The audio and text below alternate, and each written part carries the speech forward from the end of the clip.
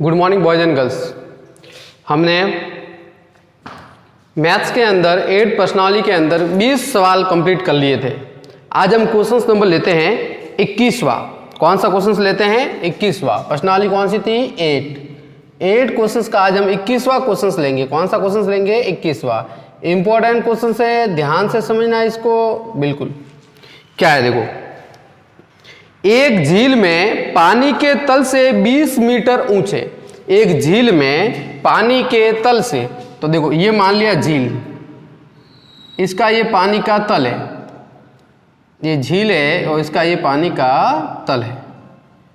ध्यान से समझना, ये मान लिया मैंने झील और इसमें ऊपर पानी का ये तल।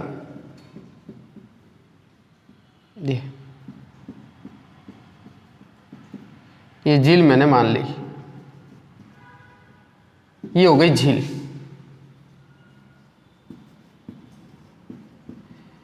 अब क्या कहा है, इसमें पानी के तल से, ये वाला जो है वो पानी का क्या है? तल है। इस तल से 20 मीटर ऊंचे, इस तल से 20 मीटर ऊंचे, तो झील में पानी के तल से 20 मीटर ऊंचे बिंदु ए से एक बादल का उन्नयन कोण 30 डिग्री है। तो यहां से झील में ए बिंदु मान लिया आपने, ये 20 मीटर ऊंचा, ए बिंदु से बादल के शिखर ये ए मान लिया, इससे बादल के शिखर का उन्नयन कोण, मतलब यहां मान लिया हमने एक बादल है, ये मान लिया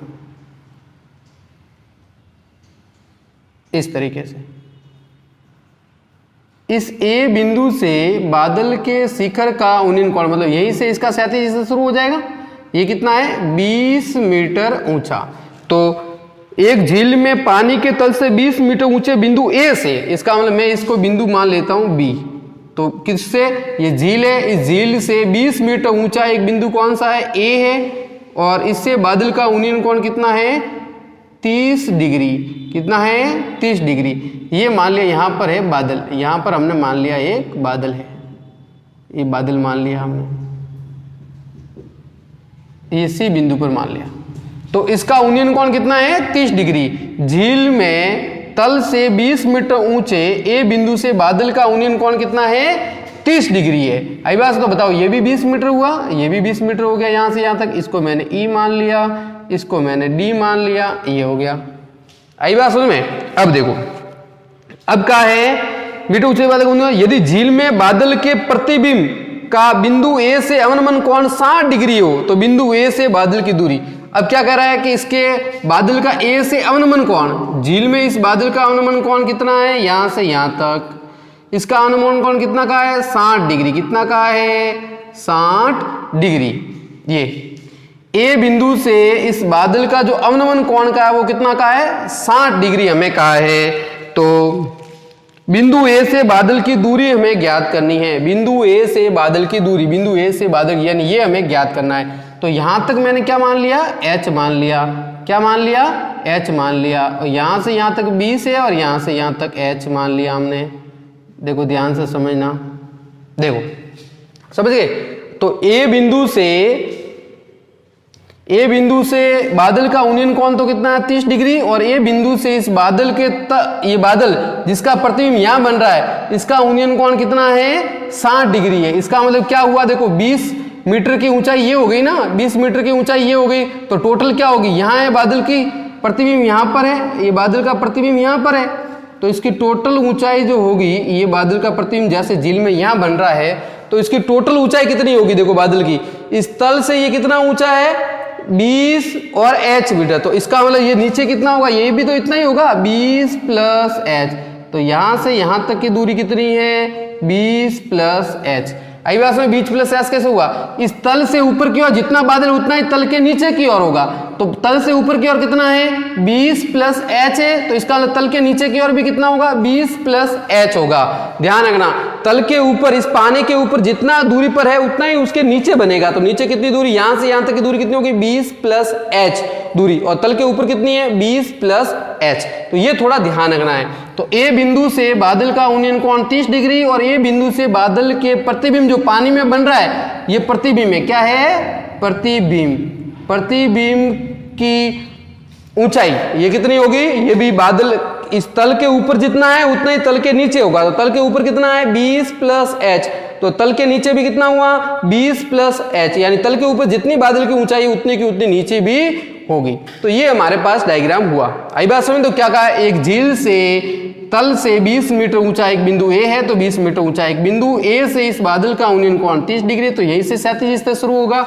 फिर क्या कहा है, इस ए से ही इसका अवनमन कोण कितना है, बादल के प्रतिबिंब का, झील के अंदर बादल का जो प्रतिबिंब बन रहा है उसका अवनमन कोण 60 डिग्री है। तो झील के तल से जितनी ऊंचाई पर बादल है उतनी ऊंचाई पर नीचे बनेगा। तो ऊपर कितना है 20 प्लस एच मान लिया मैंने, तो नीचे उसकी ऊंचाई कितनी हो जाएगी, तल के नीचे की ओर हो जाएगी 20 प्लस एच। अब हमें क्या करना है, ए से इस बादल की ये दूरी ज्ञात की, यानी इसका मान हमें ज्ञात करना है। तो इसको मैंने मान लिया एक्स, या कोई भी मान लो, एल मान लो, एक्स मान लो, कोई भी मान लो, ये एक्स दूरी हमें ज्ञात करनी है। ए से इस बादल की दूरी हमें ज्ञात करनी है। तो देखो, तो दो त्रिभुज है हमारे पास। एक वाला त्रिभुज तो कौन सा, ये वाला, एक वाला त्रिभुज ये वाला। चलो कोई भी ले लेते हैं हम पहले डी, और इसको मैं एफ मान लेता हूं। इस बिंदु को मैंने ले लिया एफ बिंदु। चलो तो देखो इधर से शुरू करते हैं। तो त्रिभुज सबसे पहले बड़ा त्रिभुज ले लेते हैं। बड़ा त्रिभुज कौन सा, ए ई एफ। त्रिभुज कौन सा ले लेते हैं, ए ई एफ में। त्रिभुज इसमें ए ई एफ में, बताओ क्या लग जाएगा, tan 60 डिग्री। त्रिभुज ए ई एफ क्या लग जाएगा, tan 60 बराबर लंब बटा आधार। तो इसको मैं मान लेता हूं y, क्या मान लिया, y मान लिया। तो tan 60 का मान कितना होता है, √3 बराबर लंब क्या है, यहां से लगा के यहां तक ई एफ, तो 20, तो ये 20 प्लस एच, ये तो क्या हो जाएगा 20 प्लस एच बट्टा ए का मान, आधार क्या है ए ई, ये आधार है, तो आधार कितना मान लिया हमने, y मान लिया, ये y हो गया। तो देखो क्या हो जाएगा, √3 बराबर 20 और 20 कितना हो गए 40 प्लस एच बट्टा वाई। तो क्रॉस गुणा करेंगे, y का √3 से गुणा करेंगे तो क्या हो जाएगा √3y और बराबर 40 प्लस एच, क्या हो जाएगा 40 प्लस एच। तो बताओ y का मान क्या आ जाएगा, y बराबर हो जाएगा 40 प्लस एच बट्टा √3, 40 प्लस एच बट्टा √3। ये किसका मान आ गया, y का। किसकी वैल्यू आ गई, y की। अब हम लेते हैं ये वाला त्रिभुज। देखो इस वाले त्रिभुज में लिखता हूँ, त्रिभुज कौन सा, ए सी ई में। किसमें, ए सी ई में। तो यहाँ तो y का वैल्यू में आ गई 40 प्लस एच बटा √3। अब हम लेते हैं त्रिभुज ए सी ई में। ए सी ई में देखो, ए सी ई में क्या हो जाएगा, ए सी ई में दिया हुआ है हमें, ए सी ई में ये वाला लेता हूँ 30 डिग्री। तो इन दोनों को मैं पहले लेता हूँ, h की वैल्यू ज्ञात कर लेता हूँ, फिर x की वैल्यू ज्ञात कर लूंगा। तो बताओ क्या हो जाएगा, यहाँ हो जाएगा tan 30 डिग्री बराबर लंब बट्टा आधार। तो बताओ tan 30 का मान 1 बट्टा √3। बताओ लंब क्या है, लंब है h, आधार क्या है y। तो बताओ क्या होगा, h बट्टा y। क्रॉस गुणा करेंगे तो y का 1 से गुणा, y बराबर h √3। y बराबर कितना आ जाएगा, h √3। y बराबर क्या आ जाएगा, h √3। बताओ इस y का मान, ये तो मैंने y का मान यहाँ रख दूँ इसमें, तो y की वैल्यू यहाँ रख देते हैं अपन। इस y का मान कितना आया 40 प्लस h √3, यहाँ रख देते हैं। तो y की वैल्यू कितनी आ गई अपने पास, 40 प्लस h √3 बराबर h √3। बताओ क्रॉस मल्टीप्लाई कर लेते हैं, क्रॉस मल्टीप्लाई कर दिया तो बताओ क्या हो जाएगा, √3 का √3 से गुणा क्या हो जाएगा 3h बराबर 40 प्लस h का 1 से गुणा 40 प्लस h। इस h को भी इसके पास ले आऊं तो बताओ क्या हो जाएगा 3h माइनस h बराबर 40। 3h में से एक h गया तो कितना रहा 2h बराबर 40। तो बताओ 2 से 40 कटा तो कितना आ गया 20। तो बताओ h बराबर कितना आ गया 20 मीटर। कितना आ गया 20 मीटर। मतलब ये ऊंचाई कितनी हो गई 20 मीटर। तो h का मान हमारे पास 20 मीटर आया, लेकिन हमें क्या ज्ञात करना है, हमें तो x की वैल्यू ज्ञात करनी है। किसकी वैल्यू ज्ञात करनी है, x की वैल्यू ज्ञात है। तो बताओ ये 20 आया तो अब इन दोनों को लेके मैं ज्ञात कर सकता हूँ x का मान। तो देखो बताओ क्या हो जाएगा, अब की बार हो जाएगा साइन थीटा इजिकल टू लंब बटा क्या होता है कर्ण। साइन थीटा इजिकल टू क्या होता है लंब बटा कर्ण। इसी त्रिभुज में किसमें ACE में, इसी प्रकार ACE में अब इन दोनों को ज्ञात करना है। तो ये वैल्यू हमारे पास आई है तो ये हम निकाल सकते हैं। तो साइन थीटा इजिकल टू लंब बटा कर्ण। तो बताओ क्या हो जाएगा, साइन कितने डिग्री है, साइन 30 डिग्री बराबर लंब कितना है, लंब है h। बताओ कर्ण क्या है, कर्ण लंब तो हो गया h और ये कर्ण कितना है x, तो ये x हो गया। दोनों का मान साइन 30 का मान कितना होता है बताओ, साइन 30 की वैल्यू होती है 1/2 बराबर में क्या है बताओ h का मान कितना आया 20, ये 20 और x हमें ज्ञात करना है ये x, क्रॉस गुणा कर लो तो बताओ क्या हो जाएगा x बराबर 20 का 2 से गुणा किया तो 40 मीटर। तो आंसर कितना आ गया हमारे पास 40 मीटर। तो ये आंसर आ गया हमारे पास कितना 40 मीटर आंसर आ गया। आप चाहो तो इन दोनों को लेके भी कर सकते थे, y आने के बाद क्या करना था, इन दोनों को लेके भी हम कर सकते थे, ऊंचाई नहीं निकाली होती तो भी चलता, हम इन दोनों को लेके भी आंसर कर सकते तो भी कितना आता 40 मीटर। तो इसका आंसर कितना आया हमारे पास 40 मीटर।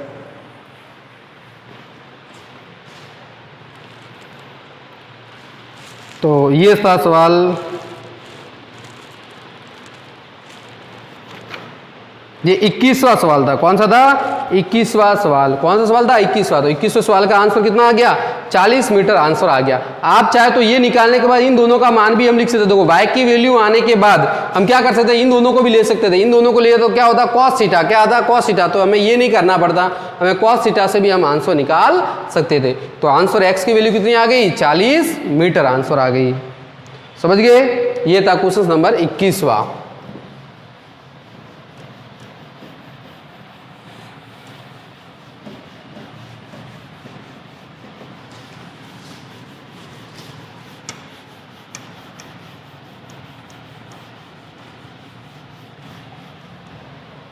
अब आते हैं हम क्वेश्चन नंबर 22वां। कौन सा आता है क्वेश्चन नंबर 22।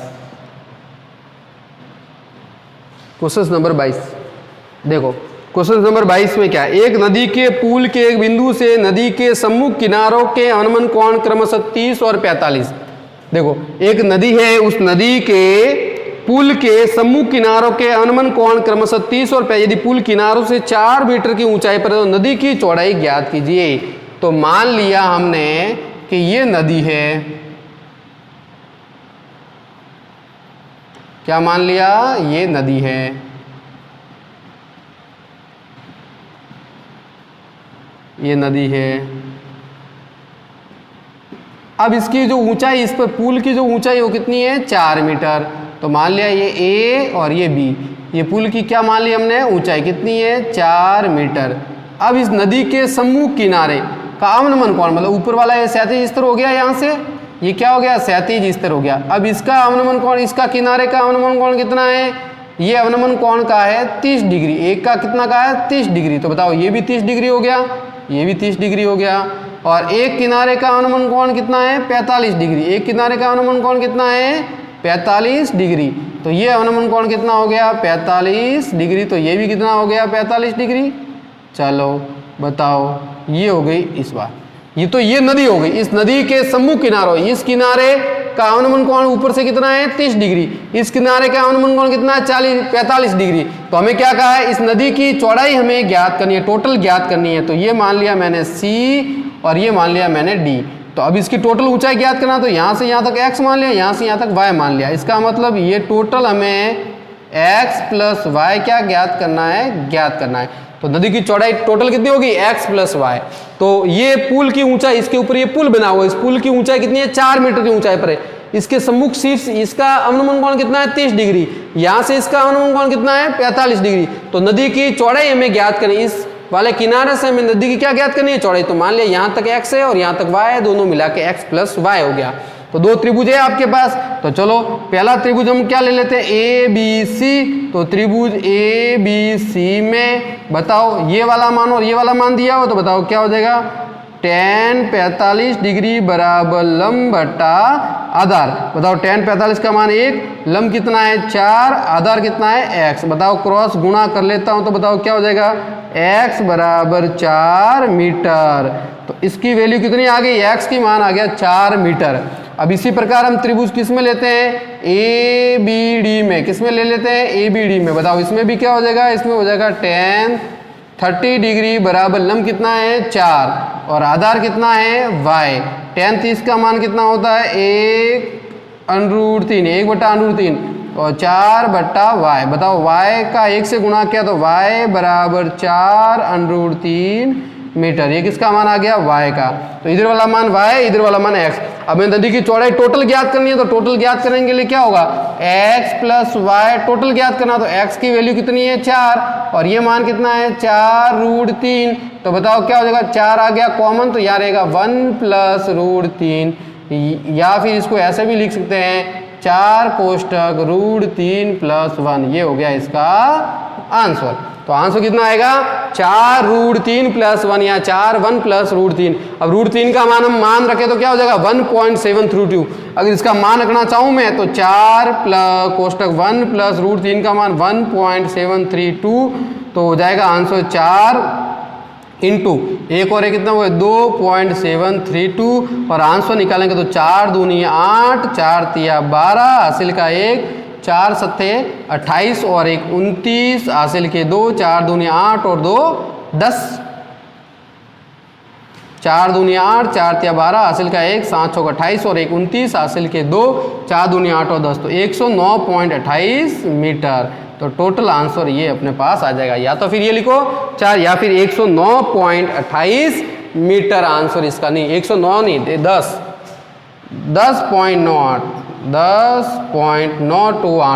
10.928 मीटर इसका क्या आ जाएगा आंसर आ जाएगा। 10.928 मीटर इसका आ जाएगा आंसर। तो ध्यान रखना ये इसका आंसर होगा 10.928 इसका, कि पॉइंट के बाद 3 संख्या है ना, तो 3 संख्या छोड़ के लगाएंगे, तो 10.928 मीटर इसका आंसर। वरना ये आंसर भी राइट है और ये नहीं तो आप इसका मान रख के √3 का मान रख के भी हम आंसर निकाल सकते हैं। तो ये क्वेश्चन नंबर हो गया 22। कौन सा क्वेश्चन हो गया 22 नंबर। अब हम क्वेश्चन नंबर लेते हैं 23। कौन सा लेते हैं 23वां क्वेश्चन नंबर लेते हैं 23।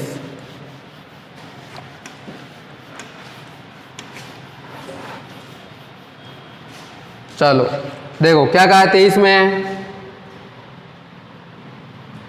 23वें क्वेश्चन में क्या कहा देखो, एक व्यक्ति एक जहाज के डेक जो पानी की सतह से 20 मीटर ऊंचा है। एक व्यक्ति एक जहाज जो पानी की सतह से कितना है 20 मीटर ऊंचा। एक व्यक्ति एक जहाज के डेक जो पानी की सतह से 20 मीटर ऊंचा है 10 मीटर ऊंचा है पर खड़ा है।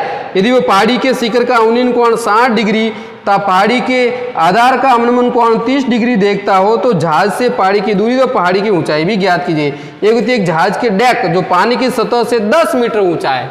देखो ये मान लिया पानी की सतह, ये पानी की क्या है सतह। अब इसके ऊपर एक ये पानी की सतह इससे 10 मीटर ऊंचा है। 10 मीटर मान लिया ए और ये मान लिया बी। अब यहाँ से एक पहाड़ी के शिखर का ये उन्नयन कोण देखता है। देखो इधर ध्यान देना, ये पहाड़ी ये मान लिया पहाड़ी मान लिया हमने सी और डी। तो एक व्यक्ति जो है जो जहाज के डेक से कितना 10 मीटर ऊंचा और यहाँ से इसके शिखर का उन्नयन कोण कितना देखता है। ये शिखर का उन्नयन कोण देखता है, इस पहाड़ी के शिखर का उन्नयन कोण कितना देखता है 10 मीटर ऊंचा खड़ा है और पहाड़ी के शिखर का उन्नयन कोण देखता है 60 डिग्री। कितना देखता है 60 डिग्री। पहाड़ी के शिखर का उन्नयन कोण देखता है ये 60 डिग्री तथा पहाड़ी के आधार का अवनमन कोण 30 डिग्री। और पहाड़ी के आधार का अवनमन कोण ये रहा आधार, इसका अवनमन कोण कितना देखता है ये 30 डिग्री। तो बताओ ये भी कितना हो गया 30 डिग्री। तो अवनमन कोण देखता है 30 डिग्री, समझ गए। ये पहाड़ी के आधार का अवनमन कोण कितना देखता है 30 डिग्री और पहाड़ी के शीर्ष का उन्नयन कोण कितना है 60 डिग्री। और ये डेक से 10 मीटर, ये डेक है पूरा जहाज यहाँ तक बना हुआ है तो इससे ये 10 मीटर की ऊंचाई पर व्यक्ति खड़ा है, समझ गए। तो अब दे रहा जहाज से पहाड़ी की दूरी, तब पहाड़ी की जहाज से पहाड़ी की दूरी मतलब यहाँ से ये जहाज है यहाँ से यहाँ तक की दूरी ज्ञात करनी है। एक तो ये ज्ञात करना है यहाँ से यहाँ तक की दूरी और पहाड़ी की ऊंचाई टोटल ऊंचाई हमें ज्ञात करनी है। तो टोटल पहाड़ी जहाज से पहाड़ी की दूरी तथा पहाड़ी की ऊंचाई ज्ञात कीजिए। चलो तो 10 मीटर ऊंचा व्यक्ति पहाड़ी के शीर्ष को 60 डिग्री के उन्नयन कोण पे और इसके आधार को 30 डिग्री के अवनमन कोण पे देखता है। हमें इस व्यक्ति की और इसके बीच की दूरी को देखना है। मतलब जहाज यहाँ पर बना हुआ है, इस तरीके से बना हुआ है, ये जहाज इस तरीके से बना हुआ है, देख लेना। ये जहाज इस तरीके से बना हुआ है, ये इस तरीके से बना हुआ है जहाज। तो इस डेक पे यहाँ व्यक्ति खड़ा है, अब इसको देख रहा है। मान लिया यह जहाज है या किनारे पे खड़ा है। अब ये कह रहा है इस जहाज की और इस पहाड़ी के बीच की दूरी ज्ञात करनी। तो एक तो ये ज्ञात करना है और एक इसकी ऊंचाई ज्ञात करना है। ऊंचाई में क्या लेते हैं देखो, ये तो हो गया 10 मीटर, ये 10 है तो इतना भी 10 और ये मान लिया मैंने h। तो ये टोटल ऊंचाई हमें ज्ञात करनी है। तो यहाँ तक h हो गया और यहाँ से यहाँ तक कितना हो गया 10 मीटर। तो ये टोटल ऊंचाई इस पहाड़ी की यहाँ तक ज्ञात करनी, तो 10 तो ये 10 है तो इधर भी 10 हो गया और ये ऊंचाई मैंने h मान ली, तो 2 त्रिभुज हो गए हमारे पास। चलो तो पहला त्रिभुज हम ले लेता हूँ BCE।